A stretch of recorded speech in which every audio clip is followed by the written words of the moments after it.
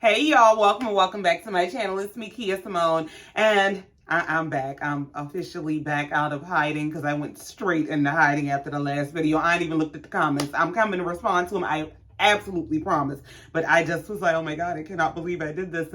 And so I just went into my shell like I do. And then I popped back out like ain't nothing happened like I do. So hey, but child, while I was down hiding in my shell, I was scrolling through the TikTok, and that's probably why I haven't turned my TV on in weeks like I told y'all in the last video. But I was scrolling through the TikTok, and y'all know I ain't been watching Love Marriage Huntsville, right? But somebody on the TikTok happened to have a scene from, I guess, what was this, last week's episode?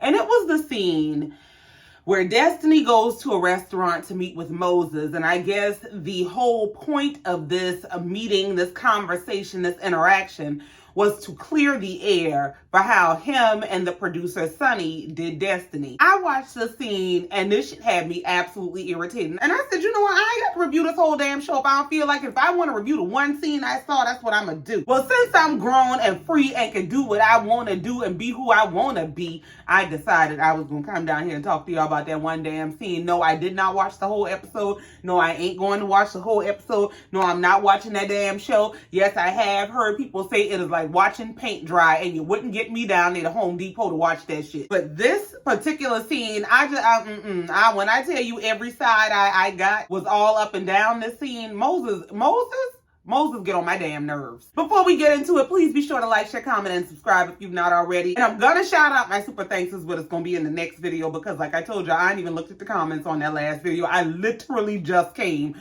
from hiding up under the bed and came and talked to y'all. So Destiny goes to this restaurant, meets this man. He's already sitting in there waiting on her, looking like he is from the school of Martell in that tight X white t-shirt. So Destiny comes into the restaurant, she sits down and she's taking off her elbow length gloves. I said, you better have on all the drama, but you should have kept them on because you're about to be elbow deep in some bullshit. So Destiny sits down, she pulls off her gloves and she says, so what's up? He said, I just wanted us to have a talk about what's going on, clear up some things. This man said, I'm just open to have the conversation with you, hear your point of view on some things.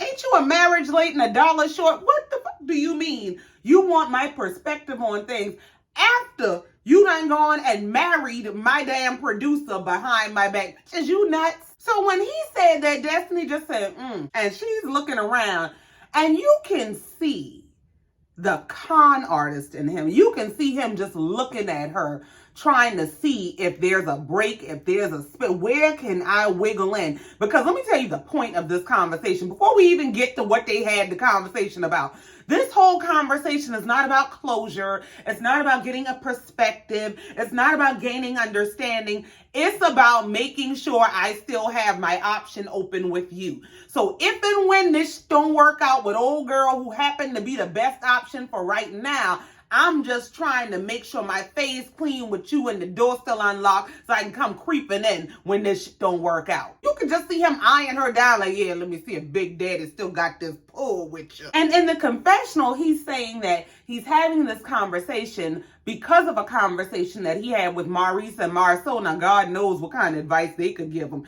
But apparently, they done told him whatever he got going on ain't a good look. And he said because he understands that it reflects poorly on his wife and he doesn't want to make his wife look bad, he decided to go clear the air, clear hell out. But the lie he goes on to tell in the confessional is that he's here to set the record straight, that he and Destiny were over, that he and his wife got together later, and that he apologizes for not communicating to Destiny that he was moving on. I mean, tell any lie you want to tell, but don't tell it to us. Why is you harassing the public with this bullshit? Destiny said, well, you know what? I find it interesting that now you want to have this conversation. Yeah, now, after you done broke up with me, after you done moved on and married the lady who I've worked with, this lady done been all in my house, all in my business. Now, after you refused to have the conversation with me in private, I wasn't good enough for a private conversation. But now that it can be publicized on a whole TV show, now that we got a room full of cameras and you have the opportunity for fame, now you want to have the conversation with me? So this motherfucker responds by saying, well, I was immature about a lot of things as far as having conversations with you about me and Sunni, my wife. That motherfucker couldn't get that lady's name out of his mouth. You don't know her name good, do you? Y'all ever met a couple where you can tell somebody in the dynamic don't really like the other person, they just kind of there, I can almost guarantee you that's exactly what the situation is. I don't think he know her damn name good for real. I'm not even playing. I know y'all think I'm joking and I'm laughing. I'm so damn serious. He probably goes around calling her my wife because you don't remember her name that damn good. You ain't all that familiar with her. You just needed somebody to fill this spot for whatever reason. I don't know if he on parole. I don't know if he needed somewhere to parole to. I don't know what the fuck is going on. But I can guarantee you that there's some sort of convenience that this relationship provides, because there's something about this man that screams, I don't love nobody but me. I don't even know this damn lady I'm married to. She just got a decent job. But anyway, he goes on to continue his lie about, well, yeah, you know, I was immature as far as having conversations with you about me and Sunni, but you know, our relationship was after you. So, I mean, did you call me out my house so you could lie to me in my face in public? If you don't, why wouldn't you leave me the fuck alone? Destiny just looking at him like, I just want to know how deep this lie is gonna go today. She said, so y'all's relationship was after me?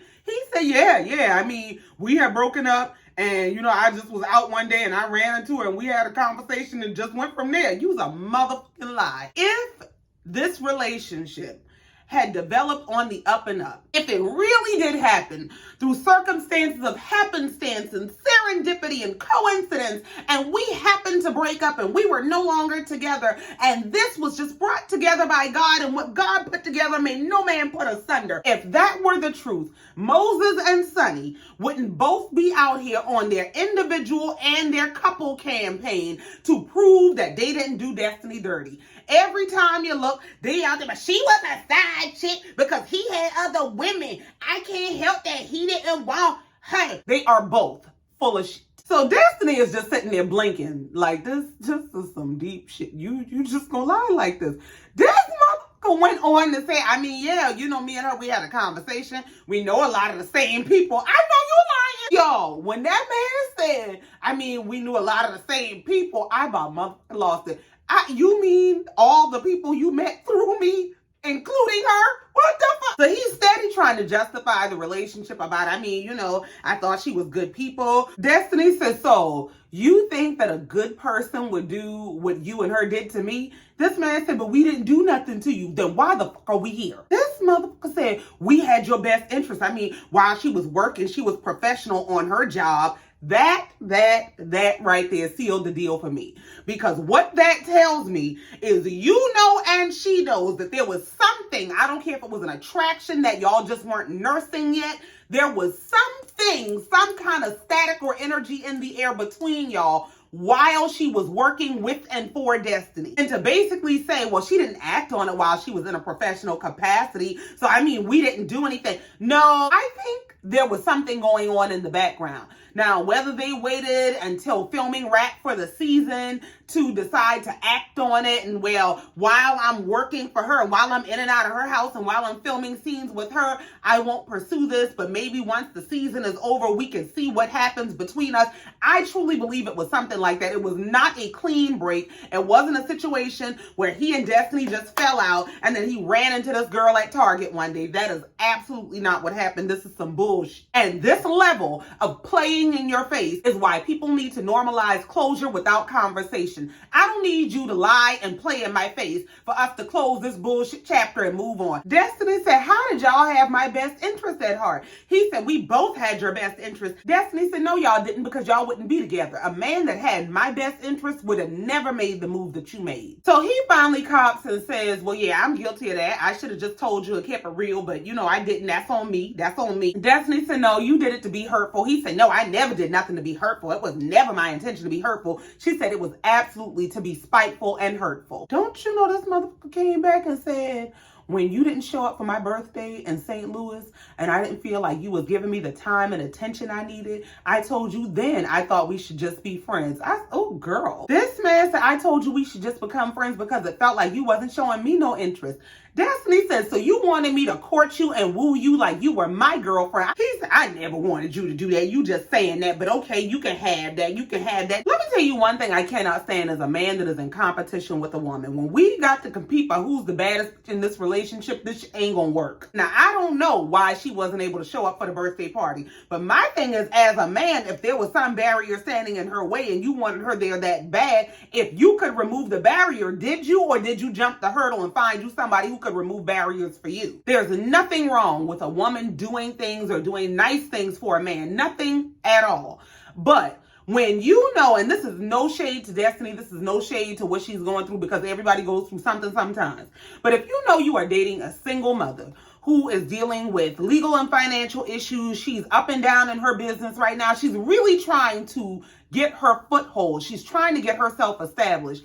If you want her to come be a guest at your party or be your arm candy or be your something to do for the weekend, don't you think that as a man, now maybe this is just me, maybe this is a sexist point of view, I don't know. Don't you think you should make that happen? And him saying that, well, I told you that we should just be friends after you didn't have time for me when it was my birthday, it kind of proves Destiny's point that you went after this lady to be hurtful and spiteful because you felt like she didn't have the time for you. She wasn't giving you the attention you wanted, needed, and deserved. And how dare she treat you like less than the prize you are. So you had something for her ex. When Destiny didn't give him the attention and adoration that he thought he so deserved, he decided he was going to get her back by wanting her up. Not only am I going to leave you alone because, quite frankly, you probably don't have enough assets for me. I've been saying this for years, and I stand by this. There are a whole lot of people who are out here not looking for love. They're looking for help, and Moses strikes me as the leader of them. Being that this woman is a producer on this TV show, she might be a little more financially stable. She might have more job security. She's probably in a more secure place in her life, and so she is more useful to him because I can guarantee you, like I said, that there is some element of convenience to that relationship. And he decided he was going to get with that to stick it to Destiny. You can't convince me otherwise. Well, anyway, Destiny goes on to tell him, the man that I knew did not step up. I don't know if that means he didn't cut the check around his birthday for her to come celebrate the birthday. I don't know what that means. But she said the man I knew did not step up. This man says, well, yeah, I'm guilty of what I did, but we didn't happen till after you.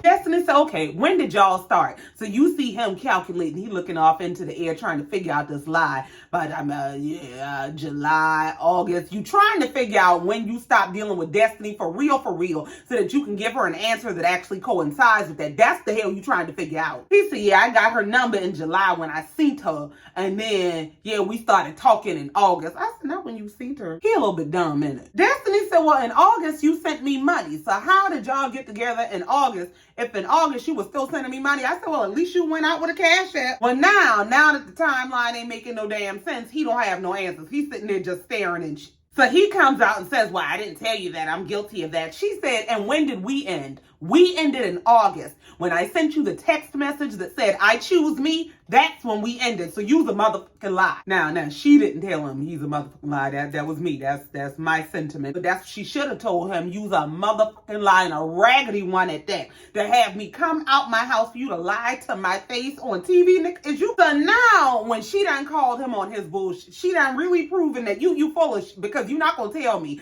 you got her number in July, y'all started dating in August, we were already over, and you were still sending me money and telling me you love me. So now he decided he just gonna flat out lie. This motherfucker said, well, I told you since April. I said, oh, if you don't get your neck, why is your neck rolling like that? Destiny said, well, how you told me since April, but you was loving me all the way to August? Motherfucker, lie to somebody else. This nigga said, no.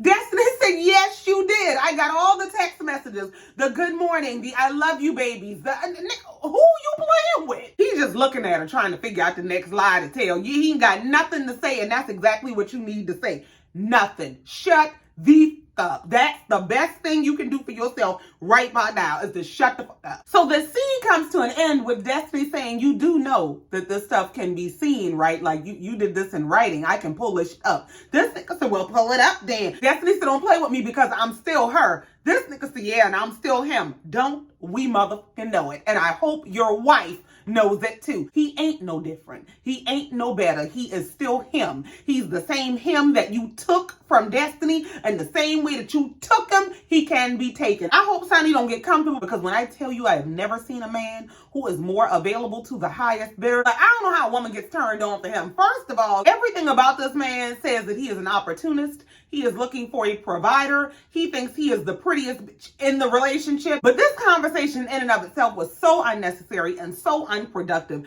And I think it is the perfect example. It is the perfect demonstration of why people need to normalize closure without conversation. I don't need to let you play in my face one last time for us to move on. We decided we moving on. The door was closed. The paths opened up when you decided to play in my face way back then. What you will not get to do is dissect the play. Let me break down to you how I played in your face, and let me get one final play out you. That's what we not gonna do. And this is not about clearing his wife's name. This is not about clearing his name. This is about clearing a path to come back if and when I need to, because he's going to reference all this bullshit that he said. He's going to come back and say, but I took ownership and I apologized and I told you nothing happened while me and you were together, and, you know, me and her just ran into each other, and I felt like you weren't giving me the time and attention I needed, and, you know, I just needed that from you, but I wasn't getting it from you, so she was giving it to me, and it just, I got caught up. I'm trying to tell you,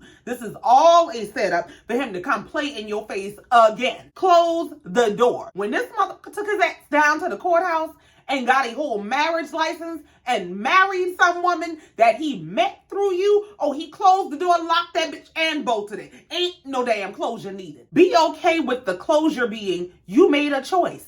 That choice was the closure. I don't need you to come sit in my face explaining to me why I wasn't good enough in the timeline and whether you like, look, you did me dirty. I don't give a damn how you did me dirty. Take your dirty ass on up from around me. So you done took your ass down to the courthouse and married a bitch you barely know, trying to spite her you wouldn't kiss your ass. And now that you can see the writing on the wall, now that you can tell this shit here ain't gonna work but so long, this shit gonna probably hit the fan, now you're trying to set up exit strategies and plan Bs, and you're gonna have to kiss my ass. And I get that. Aside from them trying to produce a TV show, if they weren't producing a TV show, this interaction, this scene might have never ever happened. However, this kind of bullshit happens in real life every single day, where a motherfucker do you dirty and then want to come sit in your face and explain what kind of dirt they use. If you don't take a hayride to hell and leave me the fuck alone. The conversation in and of itself is pointless anyway. He's going back to this woman. It's not going to change how you feel. It's not going to change the dynamic of this relationship. He should not be able to come back in your face. This whole conversation was unnecessary. Normalize not letting people play with you. Normalize telling people find something safe to do. But all in all, I feel like this man absolutely did Destiny a favor. And it might hurt now. It might be embarrassing. It might not feel good, because that's some dirty shit to do. But he did her an absolute favor, because nothing about this man says pray, profess, protect, or provide. Everything about him screams, I want to be pretty, paid, and put up. Now, he can go be anything he want to be with her. You can go do anything you want to do with her. But he wouldn't play in my face. The next time that man saw me, it would have been in passing. It would have been at an event. It would have been somewhere where I am twirling in my own fabulousness. I would treat him like a stranger. I would pretend I don't know who this man is. He couldn't talk to me without having to introduce his motherfucker every time. Child, that whole scene just worked my nerves. Because this ain't about Destiny. This is not about Sunni. This is about Moses. This is about his opportunity to be seen and be famous. And what he want to be famous for is beyond me. But I see, you know what? The one thing that I got from it is normalize closure without conversation. Do not let people play in your face over and over and over again. You already playing in my face when you were dealing with somebody I worked with or that worked for me or whatever the dynamic is, somebody you met through me. You were already playing in my face to do some disrespectful, underhanded shit like that. And now you want to come play in my face and gaslight me about a whole timeline and we weren't doing it behind your back and I did have your best interest at heart. That's why I decided to sleep with and marry your producer. Get you a new closure for your wig before you call yourself getting closure from a conversation. It is absolutely unnecessary, and all it does is set you back in your healing process. It sets you back on whatever progress you've made in letting this person go and overcoming whatever damage has been done to your self-esteem. You do not need a motherfucker to sit in your face and tell you everything you did wrong that caused them to do you wrong. This was his attempt to dump all of that off of his conscience and make it her fault, and then try to keep him an open pathway to come back when this shit hits the fan, because I guarantee you that it will. But y'all, yeah, that's it. That's all. I ain't got no more. I just wanted to get that off my chest. It was just too much playing in the face at one time for me. So yes, I thank you so very much for coming down here, listening to me, and letting me get that off my chest. Now, going back under my bed. But y'all, please be sure to like, share, comment, and subscribe if you've not already. And in the meantime, until next time, just like every time, y'all know I love you and I mean it. Bye.